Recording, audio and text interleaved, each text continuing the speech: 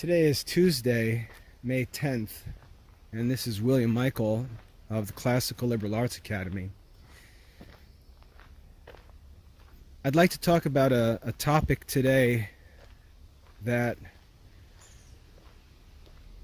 I've wrestled to really put my finger on the cause of a lack of trust, a lack of confidence that I have in education in this generation. I really don't believe that there's any option that exists that's successful. I don't think that the public schools are effective, obviously, but I also don't see private schools doing any better. They may boast that they're a few percentage points or a few SAT points higher, but that's really ridiculous to compare a private school and a public school and say that we're better by a few points. That's a sign that the private school is not effective. And homeschooling, despite all the hype, is a colossal failure that can only promote itself because of the greater failure that's visible in the schools. Education, or I should say Christian education, in this generation is not working. And we can continue to try to talk about how we can improve schools or how we can improve homeschooling and all this stuff, but I don't think it's ever going to work.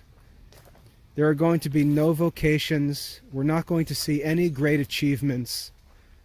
There's not going to be a renewal of Catholic culture because there's a fundamental problem in that Catholic culture which destroys any chance at real education.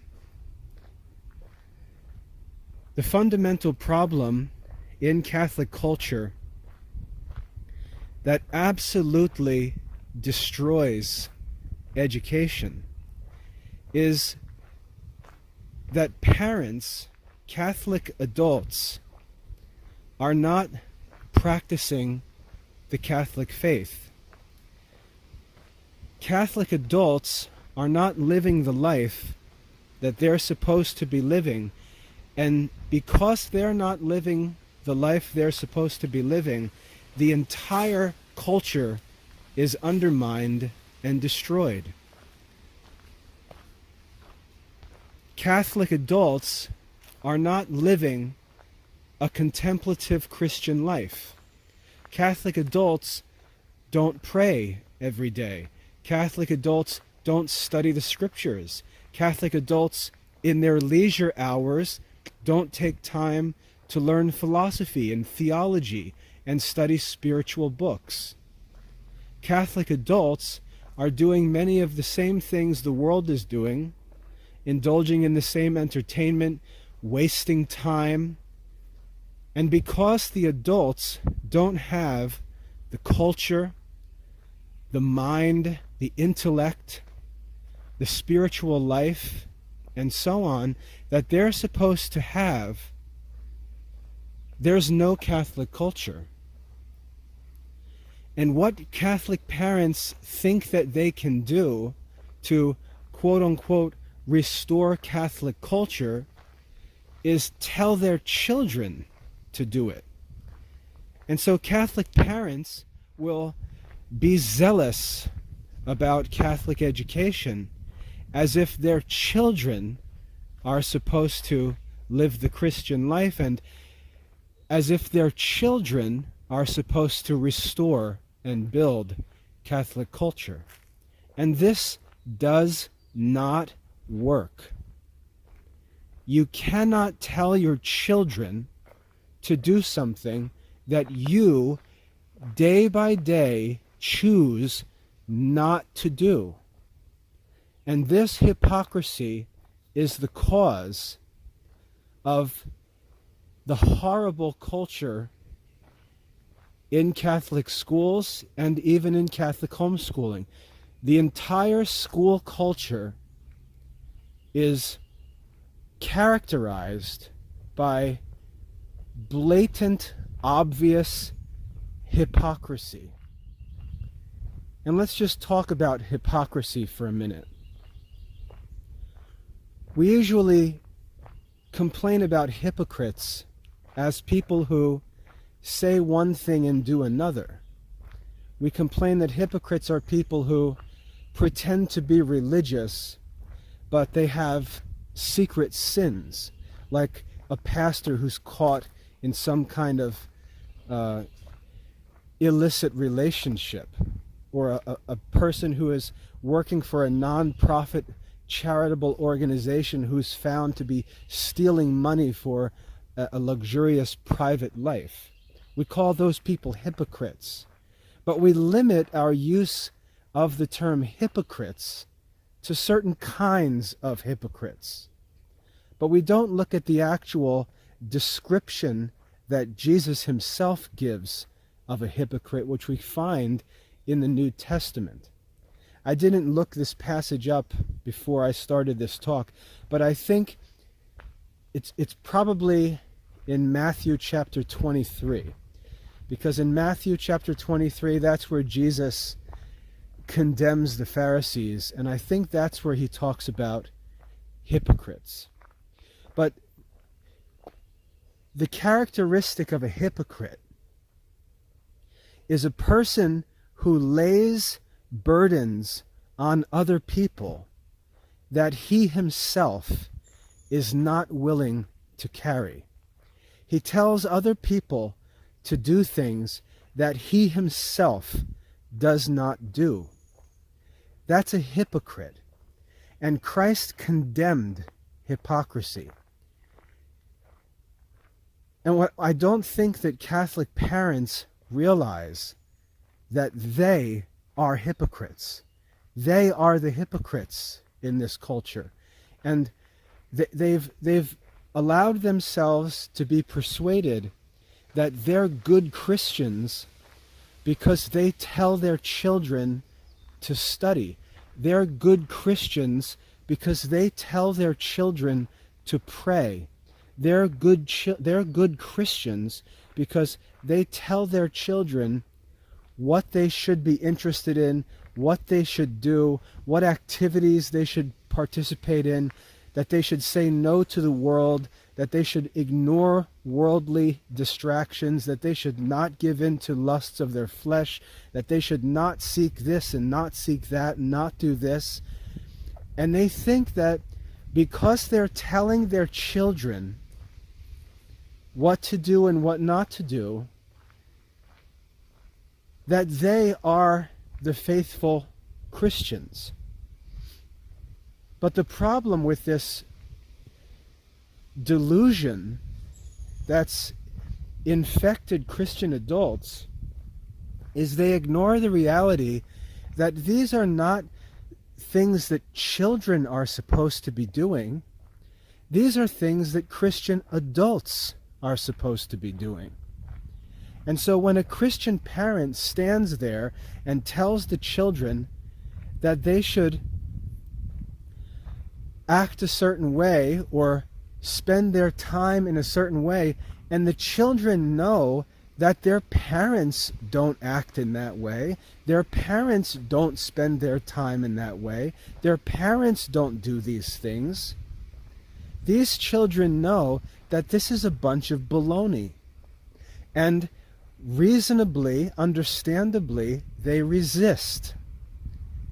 They resist. And the parents can try to punish the children or try to reward the children artificially, but the children, regardless of what the parents say or offer or threaten, the children know that what their parents are telling them to do is not real because the parents don't do it. The parents don't do these things. They walk in the living room in the evening and see Dad sitting there watching television. And yet Dad yells at them to not watch television, but to read a book. And even if they want to read a book, Dad yells at them that they shouldn't read some silly book, but they should read a sober Christian book. But Dad is watching television. Dad thinks that he's a good Christian man because he tells his children to read Christian books, and he doesn't let his children watch television. But his children know that Dad is just a hypocrite. Dad tells other people to do things that he himself doesn't do. Likewise, the kids listen to their mother, and their mother is telling them about how they need to obey, and they need to pray, and they need to focus on God and not be distracted by worldly things. And they watch as their mother runs around all over the place, busy and troubled with a million things.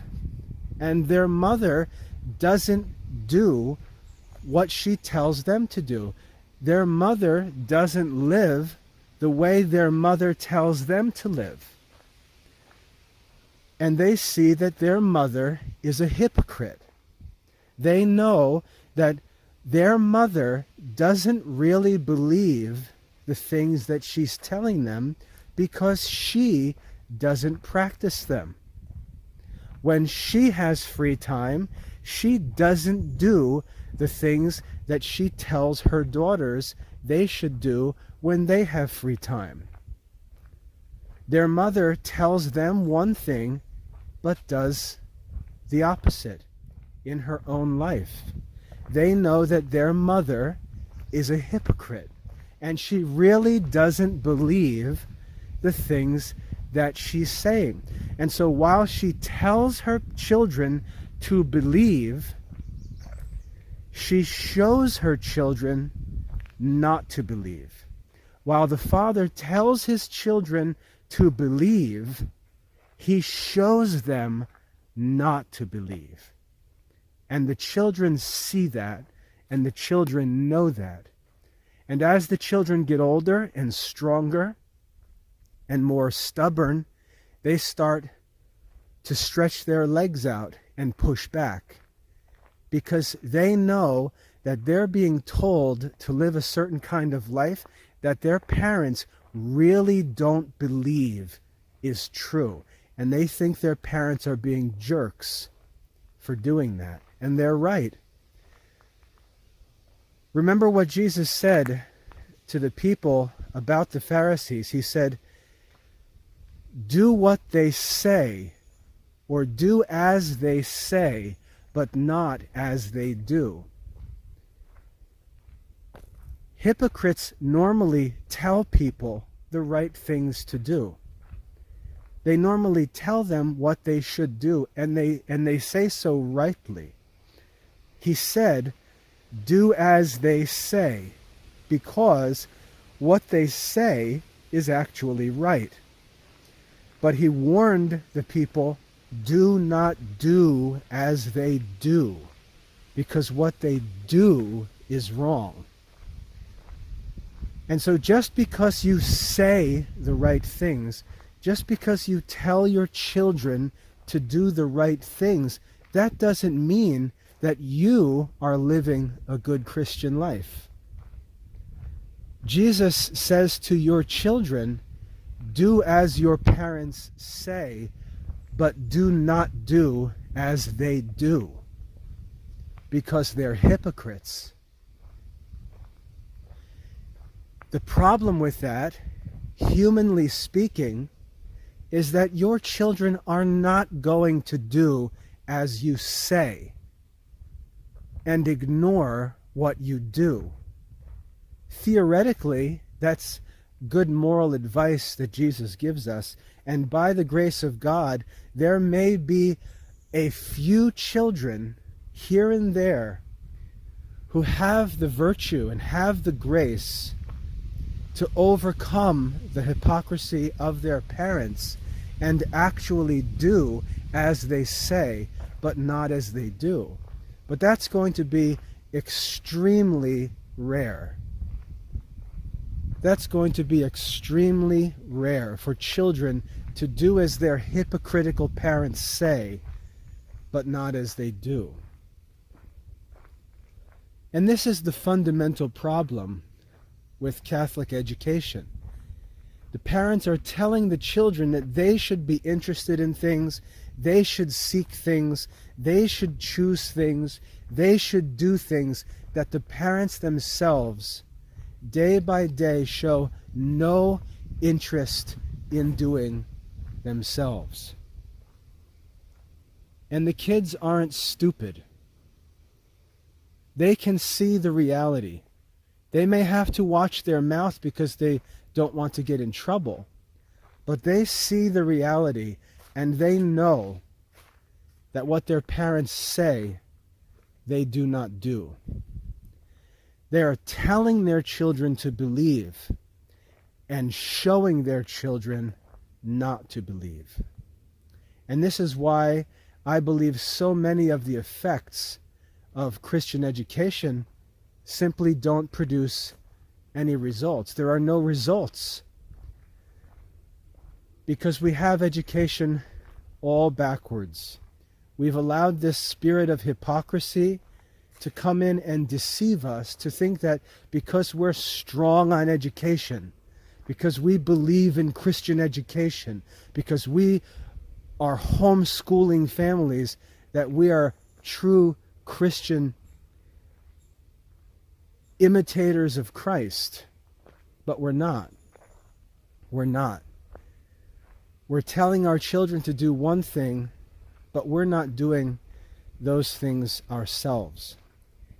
If we want to see what the example looks like, we have to look at Christ, and we have to learn that Christ is the teacher.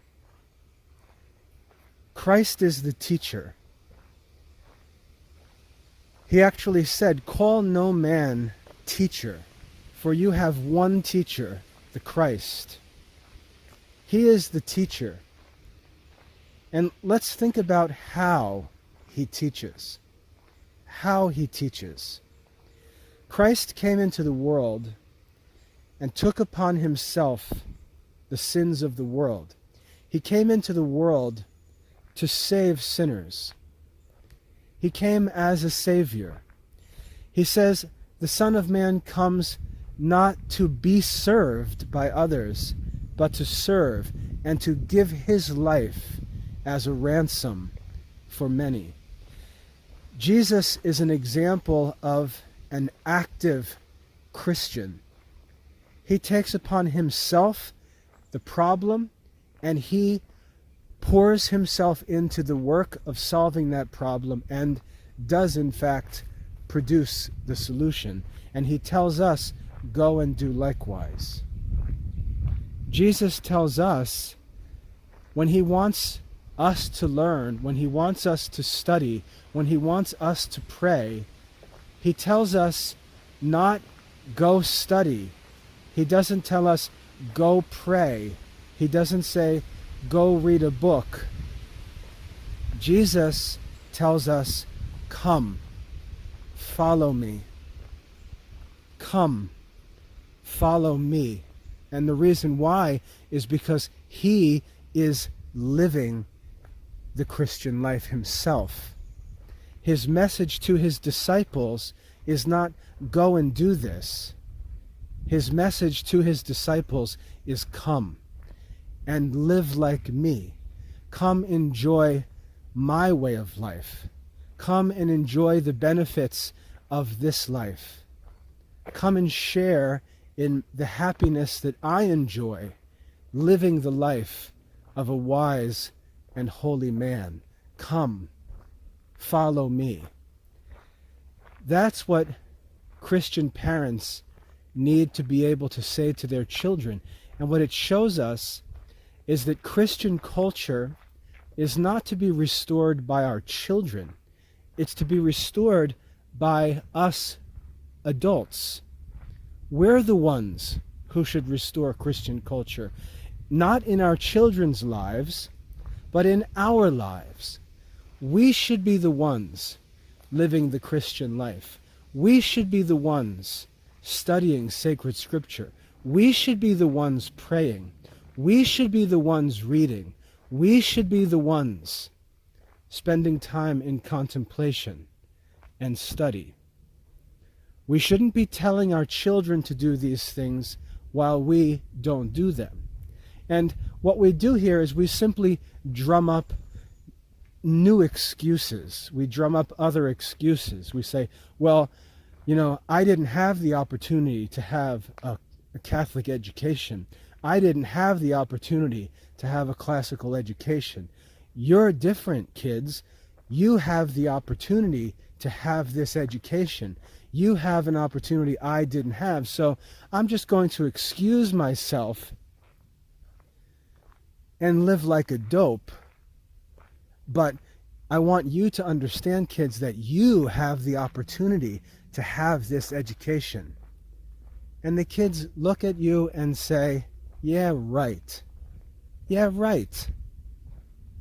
You do have the opportunity to have a Catholic education. You do have the opportunity to have a classical education. But you don't. You don't study. You don't spend your time reading.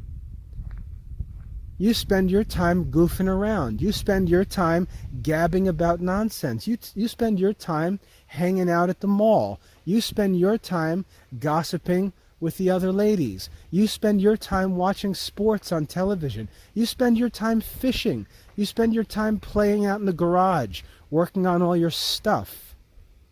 You do have the opportunity to have a Catholic education. You do have the opportunity to have a classical education, but you choose not to seek it, and you tell us that we're supposed to seek it because you're a hypocrite.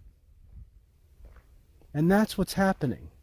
But as I said, parents have tried to pretend that because before they were 18 years old, or when they were in college, no one provided them with a classical Catholic education, they missed their opportunity. And therefore, because they missed their opportunity to have that education when they were 14 years old, or 12 years old, or even 20 years old, because they missed that opportunity, oh, well, I guess I'll just have to go play golf this afternoon. Oh, well, I guess I'll just have to go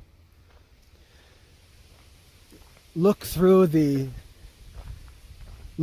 catalog and see what interesting things I can find to buy.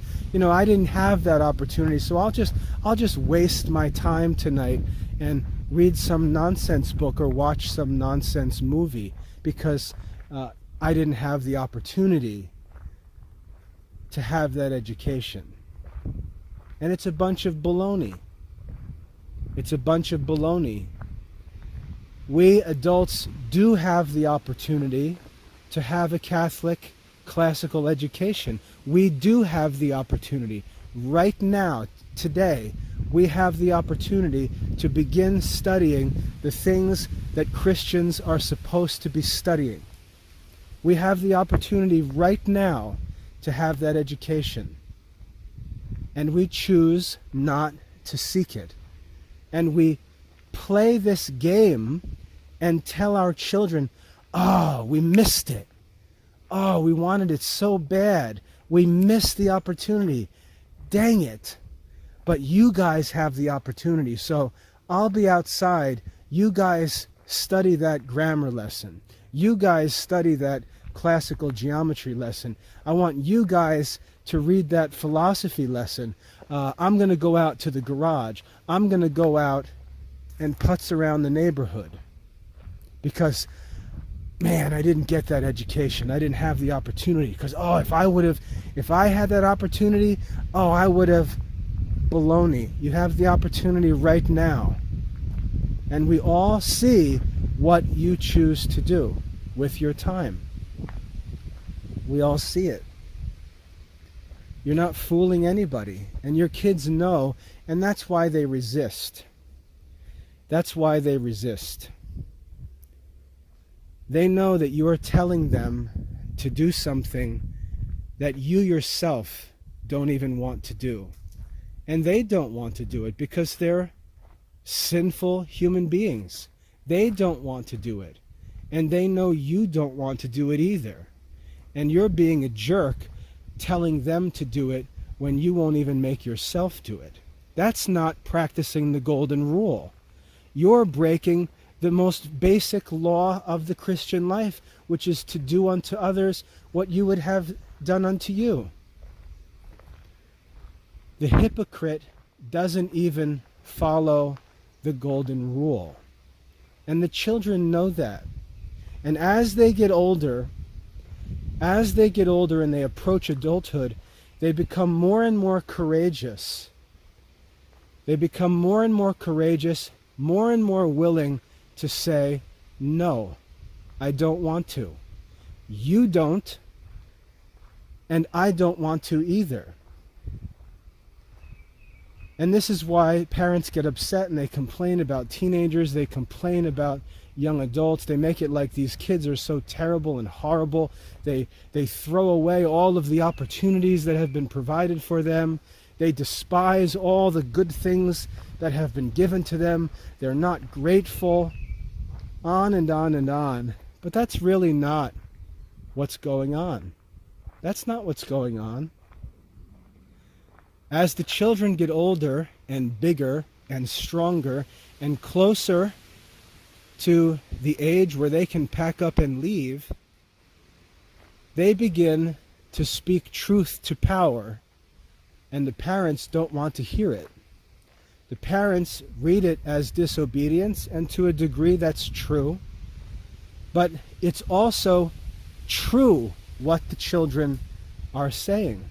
It's reasonable what the children are saying. You don't do it, so don't try to make me do it. You don't want to do it, so stop telling me that I should want to do it.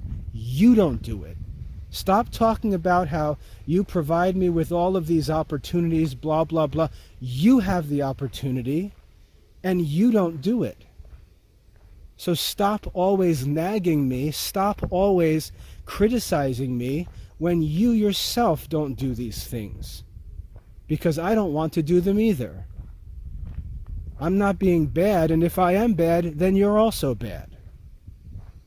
And what children get upset by, they get upset by the hypocrisy, because they see hypocrisy as being unfair.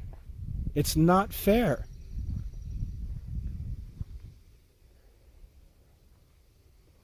So what should we do? The answer is very clear, and you know the answer, and you don't want me to say what the answer is, but you already know the answer. Anything you want your children to do, you need to do. Anything you want your children to be, you need to be. Your words to your children should not be, go and do this. Your words to your children should be, come and follow me. Come, join me. Jesus went into the world as an adult man and told people, come on, come join me. I'll show you how to be happy. He said to people, come, all of you who are weary and heavy laden, come to me, and I will give you rest. I'll show you the way of peace and rest and happiness. Come to me, all you who are weary and heavy laden, and I'll give you rest. Jesus lived the life by himself that he wanted his disciples to live. He showed them what that life looks like. They saw all of the benefits that he enjoyed as he lived that life. And they also saw that he was willing to die for that life. Not a life that someone else is supposed to live, but the life that he lived every day. He would die for that life. And he looked in his disciples' eyes and he said to them, come and follow me. Take up your cross and follow me. Go and do likewise. Live like me. Come and join me as I live this life. That was Jesus' message. And if that can't be the message you give your children, there's no chance. There's no chance, except, as I said, by the grace of God, which has nothing to do with you. If God gives them some extraordinary grace to overcome your hypocrisy and choose to be good in spite of your example, that's got nothing to do with you. That's not something you can take credit for. You're going to be judged, as Jesus says, according to the deeds that you have done in the flesh. You're not going to be judged by the decisions your children make. If your children make good choices, that's their reward. That's not your reward, any more than your good choices are your parents' reward. You're going to be judged for what you do, not for what you tell others to do. And this is the false Christian culture that we have to deal with and recognize is undermining everything we pretend to try to do in Christian education. Catholic adults need to become studying, praying, contemplative, working Christian adults. Christian adults need to build and create Christian culture. The culture needs to exist among the adults. The culture is not something for children to go and build one day someplace else. The culture should surround the children. They should see the culture every day. They should see the life that their dad lives. They should see that their dad lives with the peace of a wise man. They should see the simplicity and the quietness of a temperate, simple life. They should see what their dad does in the evening when he comes home from his necessary worldly business, washes up and sits down for the evening. They should see that when dad is free, what dad works for is the opportunity to study and pray and meditate. That's the goal of dad's work. He works so that he can pray, and he prays that he may work, and he works that he may share, not for his own comforts, not for his own worldly pleasures. He works so that he may share. And when dad wraps up his work for the night and settles down for the evening, the books open, and dad spends his night in study, in prayer, in contemplation. Dad creates the Catholic culture. The children see dad studying the same things he tells them to study. And dad invites the children to study what he's studying. And he can tell them rightly, you have great advantages. You have a head start on me. I didn't start studying this until I was 20 or 30 or 40 or 60. You have the advantage of being able to start these wonderful studies when you're young. And you're going to be able to advance far beyond what I'll ever be able to do. That's the advantage that children have. Not that they have the opportunity to study and the parents don't. They have the opportunity to study starting at a younger age. That is their true advantage over their parents. They should see, however, their mother and father studying the things that they tell the children to study. The goal of Christian education should be very simple. It should simply be to initiate our children into the studies that we ourselves pursue throughout our lives. The education of our children, if we read the Catechism says that Christian parenting and education is an apprenticeship in virtue. An apprenticeship in virtue. It's not a lecture hall where virtue is explained. Aristotle says in the Ethics, we're not studying ethics so that we can know what is good. We're not studying this just for some kind of theoretical knowledge, some trivia. We're not studying ethics so that we can know what's good and talk about it. We're studying ethics so that we can be good men. That's the purpose of studying ethics. Our children should see that these studies are the source of the peace and the wisdom and the happiness of their parents' adult lives. And the parents should simply be initiating them into those studies and become their study partners as they begin the same studies the parents themselves pursue in all of their leisure hours. Christian education should be an apprenticeship in a contemplative life, an apprenticeship in a devotional life, an apprenticeship in a philosophical life.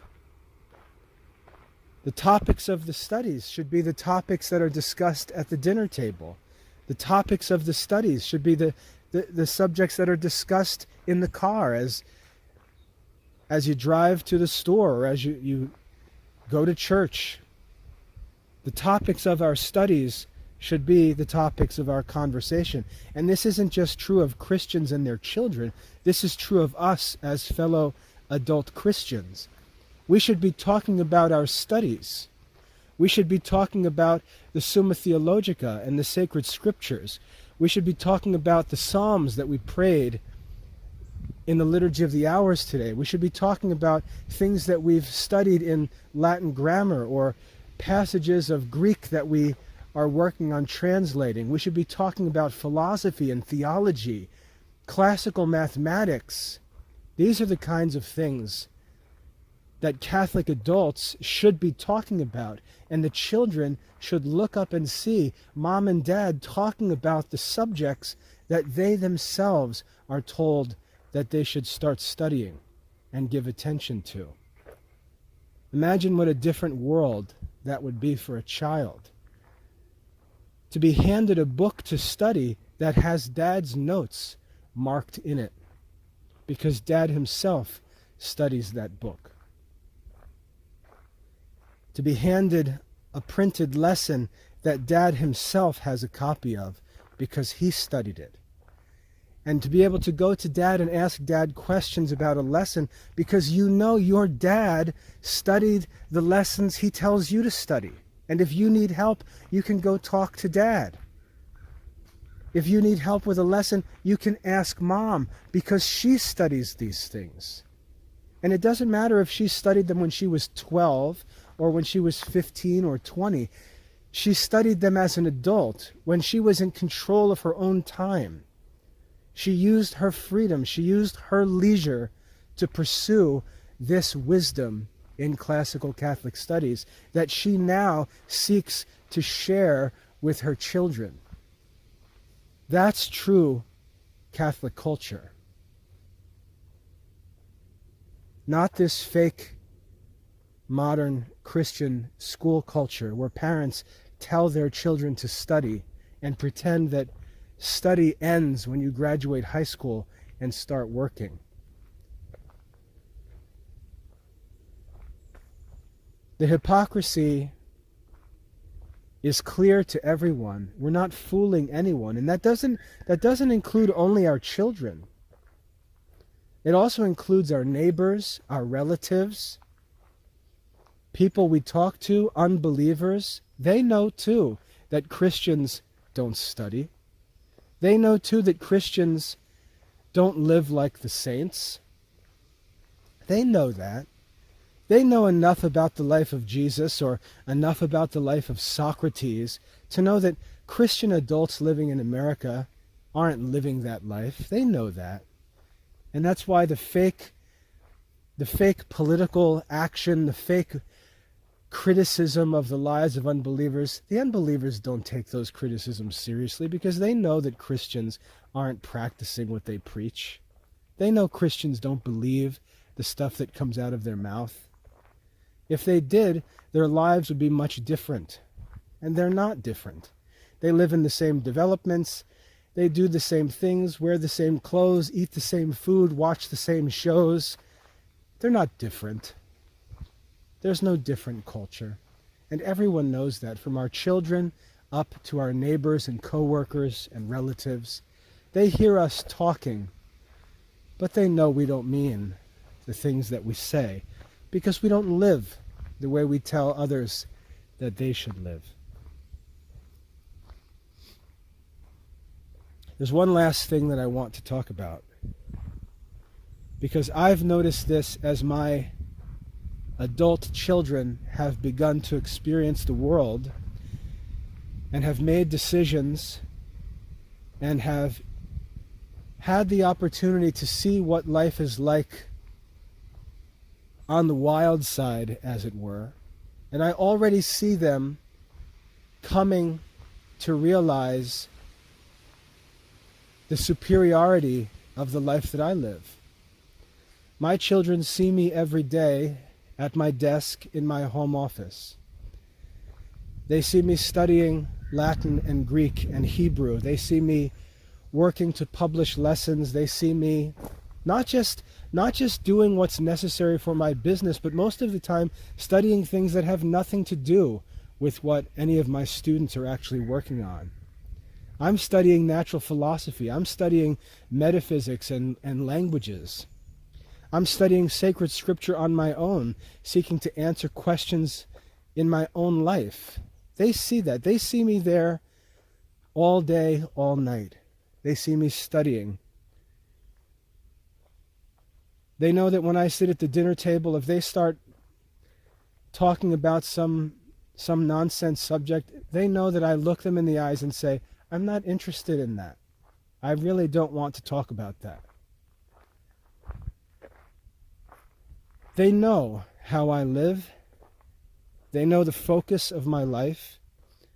And I've tried to imitate St. Dominic, because it was said of St. Dominic that he spoke to God or about God. That's what St. Dominic was known for. He was either speaking to God or speaking about God. My kids know that I'm not interested in worldly discussions. I'm not interested in TV shows. I'm not interested in the movies.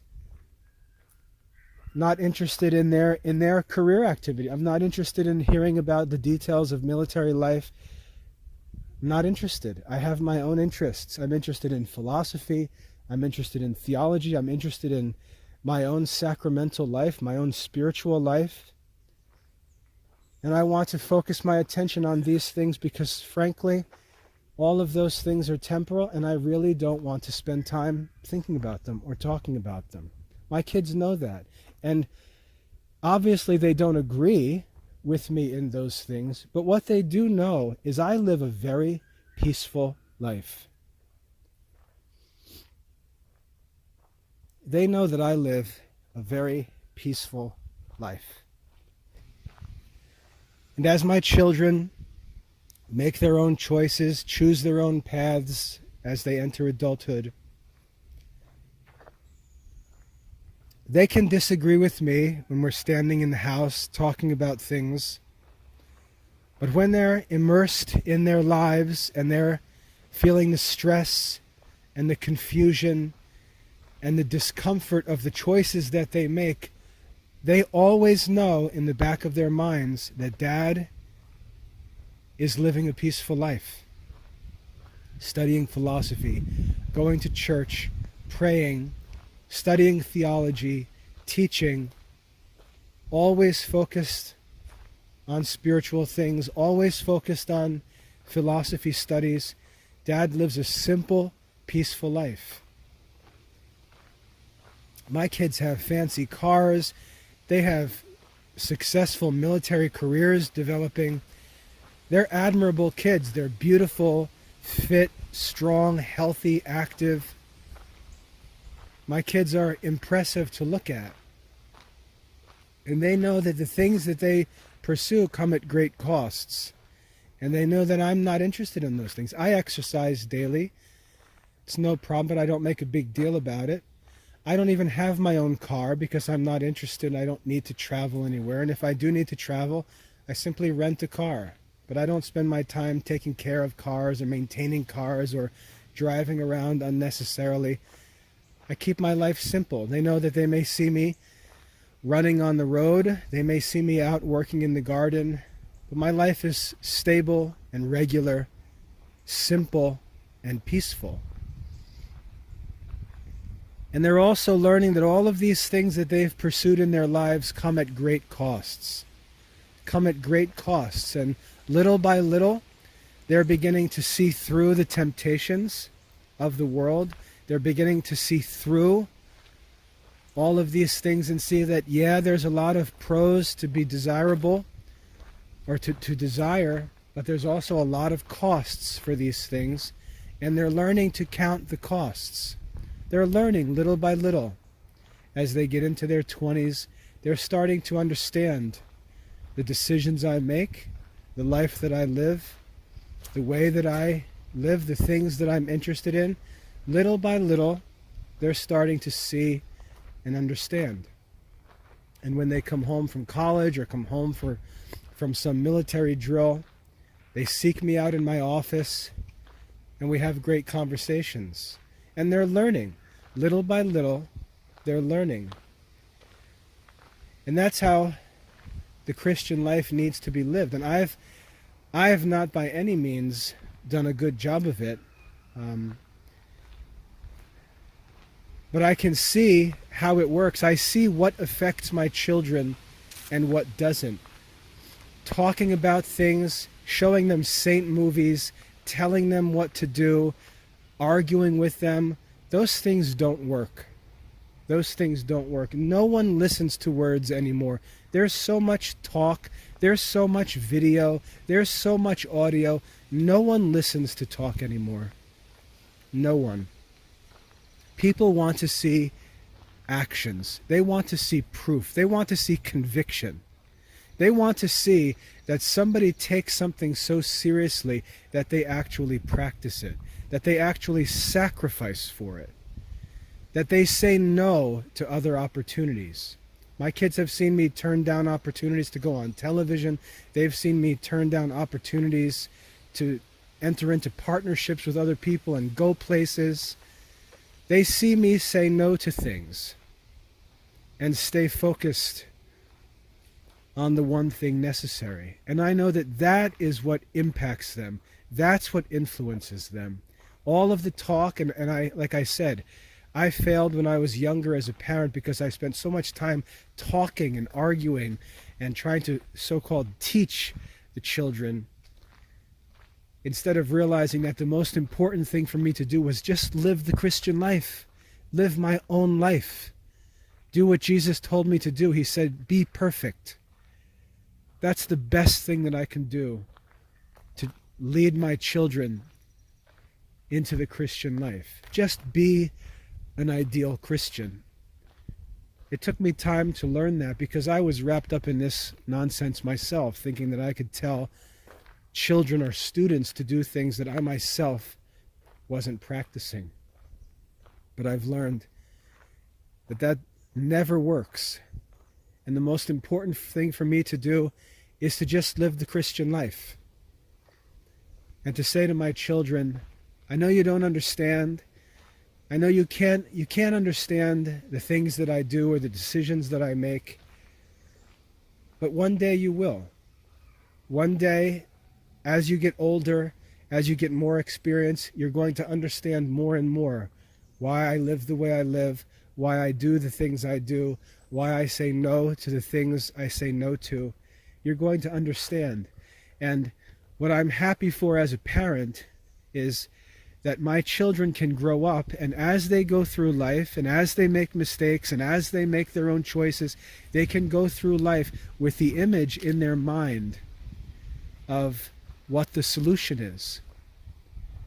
They can know what the solution is because they see their father enjoying life with that solution. In the ancient world, it was the life of the philosopher. In the Christian era, it's been the life of contemplative Christians. And by contemplative, I'm not talking about monks and nuns. I'm talking about Christians who devote their leisure time to study and contemplation. That quiet, peaceable life.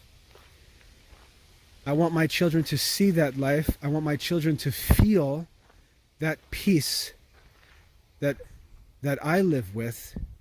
And as they enter into adult life and as they experience the cares of this life, the distractions of the world, the evils of this world, I want them to know what the solution is, and I want them to see the choices and decisions that they need to make so that they can take up their cross and pursue that way of peace, that way of happiness, the way of comfort, of quiet.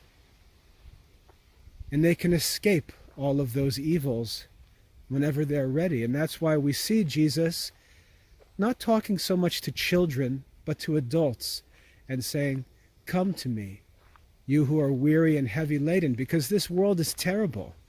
Come to me. Learn from me. Learn to live like me, and you will have rest." Until Christian parents learn that living their Catholic life is the only way to effectively disciple their children, Catholic education is going to be stuck in this dead, miserable hypocrisy. And it doesn't work. It doesn't work. The homeschool programs are not going to work. The private schools are not going to work. Your children see what you do.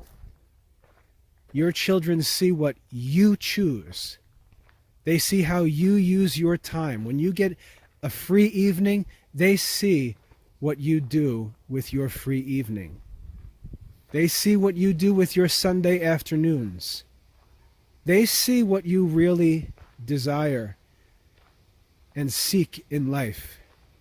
And when you turn around and tell them that they should do something else, it's not going to work. Christian adults have to live the Christian life as individual adults and trust that the pursuit of that life will have infinitely more influence on their children than anything that comes out of their mouth in idleness.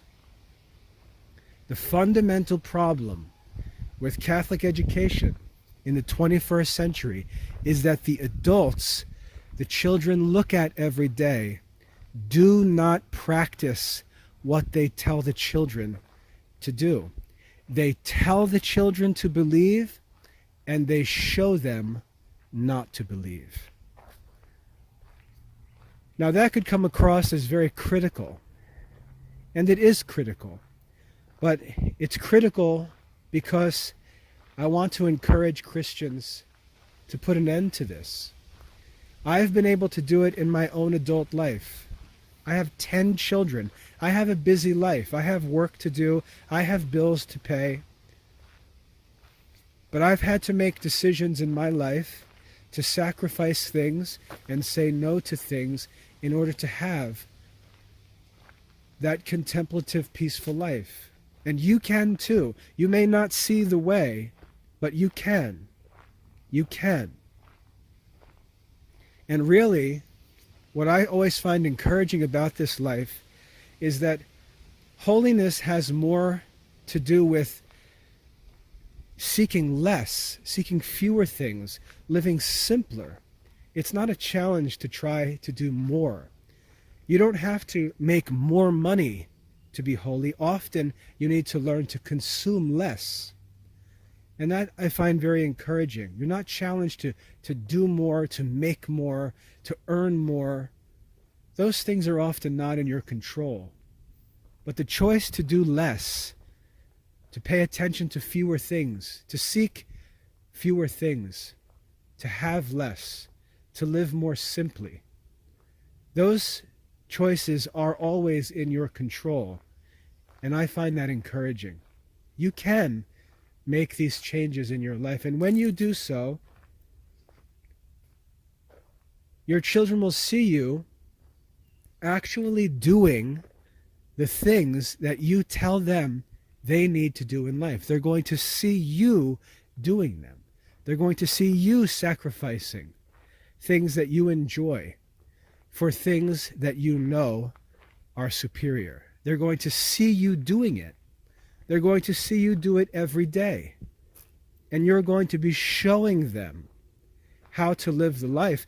And more importantly, you're going to be showing them that you believe it so sincerely, that you take it so seriously, that you make choices that are painful for it because you desire it truly.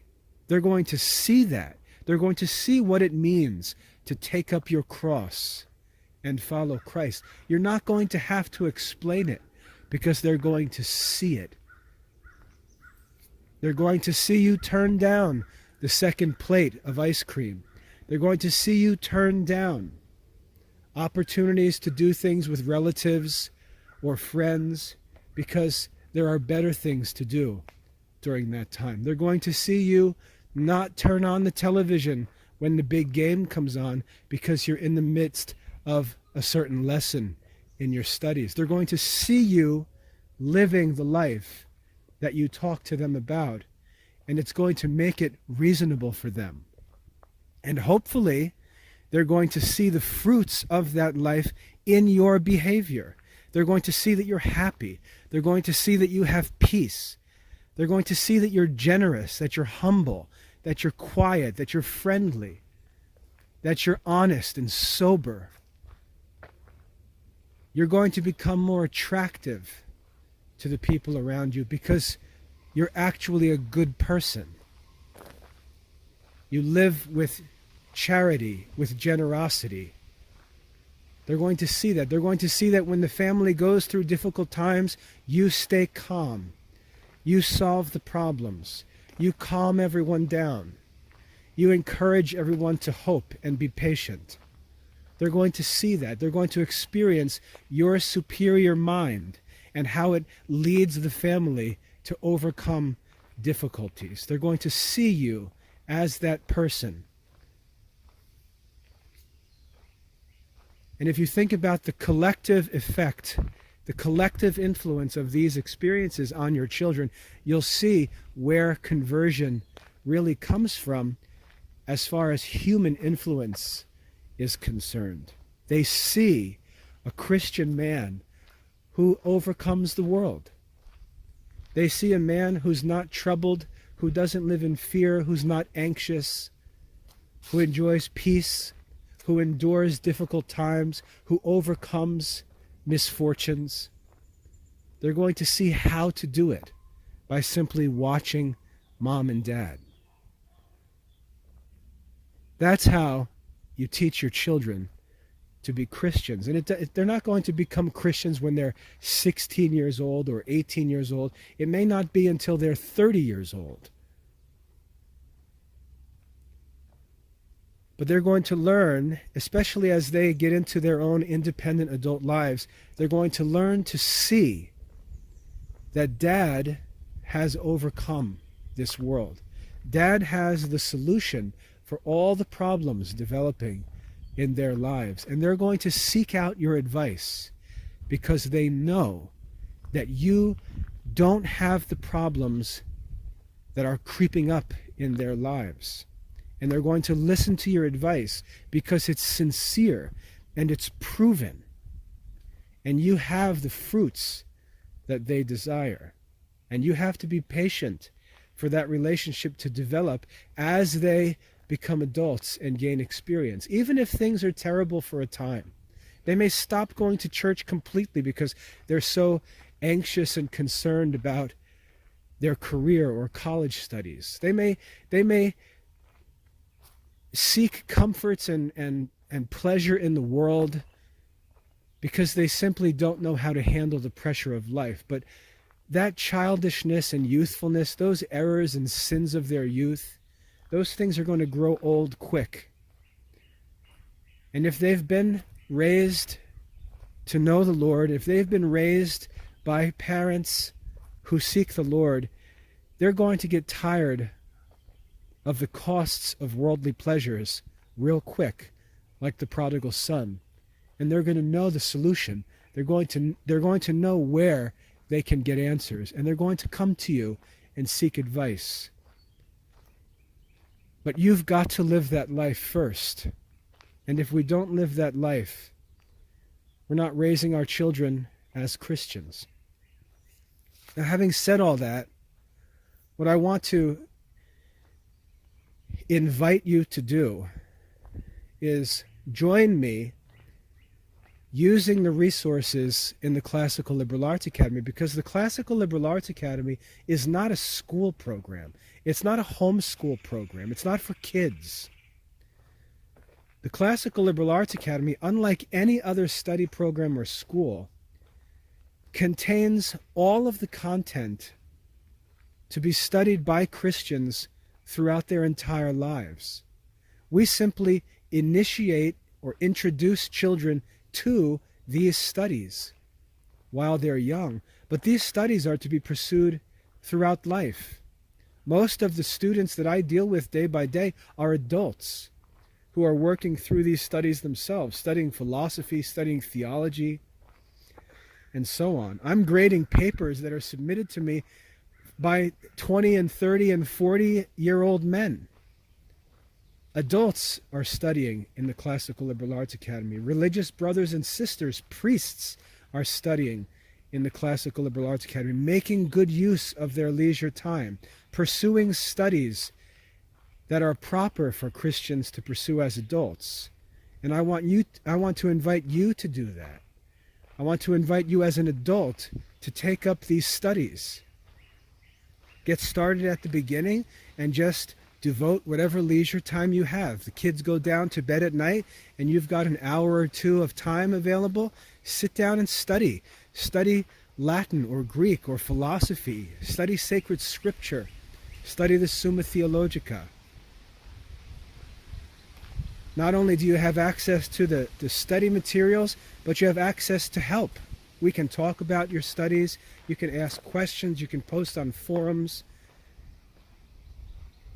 You have friends to study with who are working through these studies themselves.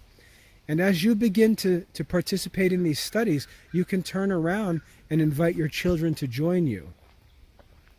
That's where effective Christian education is going to take place. Not in parents buying K-12 stuff for kids under 18 to study that they themselves have no interest in, but when adults pursuing wisdom provide their children with the opportunity to join them. That's where Christian culture is going to be restored. And I invite you to join us in the Classical Liberal Arts Academy and do that. Get into these studies.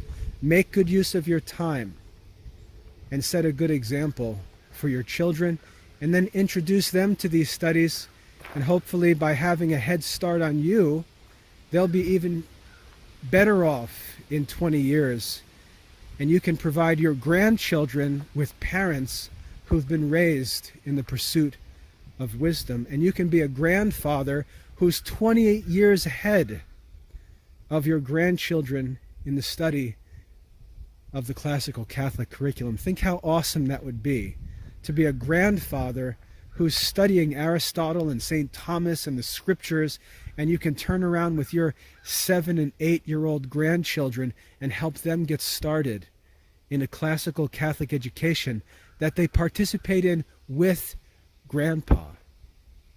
That's Catholic culture, and it's possible. I want to invite you to join us in the Classical Liberal Arts Academy. Go to classicalliberarts.com and learn about what's available. You can study for free if you'd just like to access the lesson content. If you want to participate in assessments and submit written work and things like that for us to discuss, it's $25 a month for access to everything. For $100 a month, your whole family has access to everything. I really believe that this is where true Christian culture can be restored. And I want to invite you to come check it out and give it a try. If you have any questions, we're available right on the website. You can send any questions you have. Those questions come directly to me. So if there's anything you'd like to ask me, just send any questions and I'll help you day by day. I look forward to getting to know you and studying with you and hoping that this adult Christian culture discussing the classical liberal arts and philosophy and theology can become a culture that our children grow up and see their parents engaged in. And I'm looking forward to getting started with that. I hope that's a helpful talk. God bless.